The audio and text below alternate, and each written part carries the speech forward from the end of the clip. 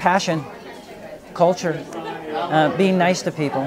You know, we're in a service business. It goes a long way when you can say, yes ma'am, no sir, thank you, how may I help you, my pleasure.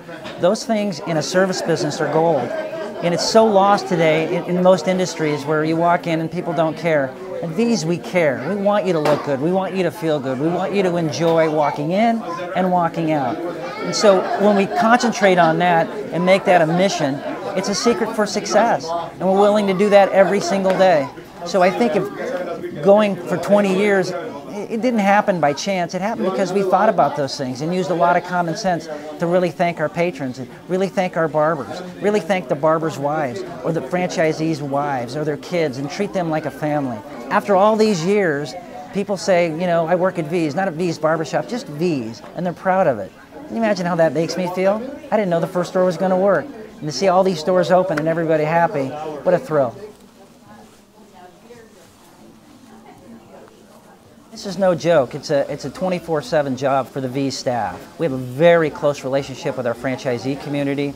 We field phone calls all day, all night, Saturdays, Sundays. Everybody in the franchise family has my phone number and they're free to call. We like to think that every store is vitally important. You're just not another pin in a map. And so we don't have this growth aspirations of 1,000 units. We just want everyone to work. If it means that we do 10 a year, 20 a year, terrific. We just want them to work. The philosophy stays the same. Everyone's important. I see us growing. I think barbershops are finally cool. Back in 1999, barbershops weren't cool. They were a forgotten industry, and people look down on them. They don't look down on barbershops anymore. Guys have found them, they ventured back into them, and they became places where they enjoyed again. So I think we have a great future ahead of us. I think we'll continue to grow, but it's going to be responsible growth. We're just not going to put 1,000 stores on the board and say that's our goal, because if you do that, you make mistakes and you hurt people. And we're not going to put any growth figures on the board. What we're going to do is make sure the next one works, and the one after that, we're going to find the right franchisees and the right real estate and the right barbers, and we're going to be proud of every store that we build. That is a secret for success and a foundation that won't go away. So the first 20 years were great. I think in barbershops we can think ahead to the next 50 years because hair keeps growing and you can't do it on the internet. And I think barbershops can be around for the next 50 years. If we set the bedrock right, which I think we have, then they can keep coming back year after year, building traditions with their boys. Well, it's a barbershop.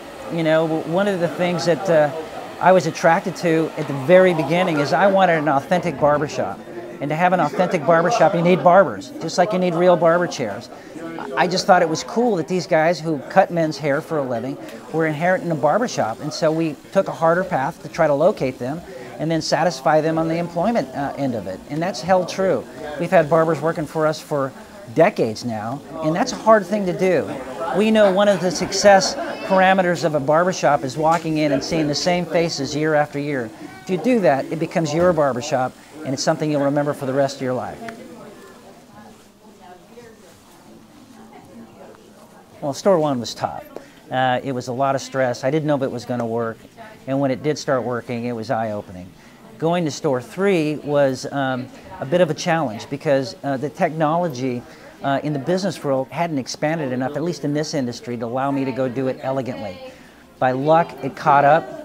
We were able to have our computers be able to have a common database of names, and we were able to sell a gift card in one location and have it redeemed at another. When we first started out, that was a gift certificate, and you had to redeem at one store.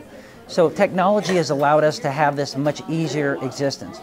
The other thing that helped is there were a lot of people that noticed our success in the vendor community, and they wanted to be part of it. So we were able to find great vendors, great suppliers, whether that be real estate guys or mill workers or sign guys that wanted to be part of the V's journey.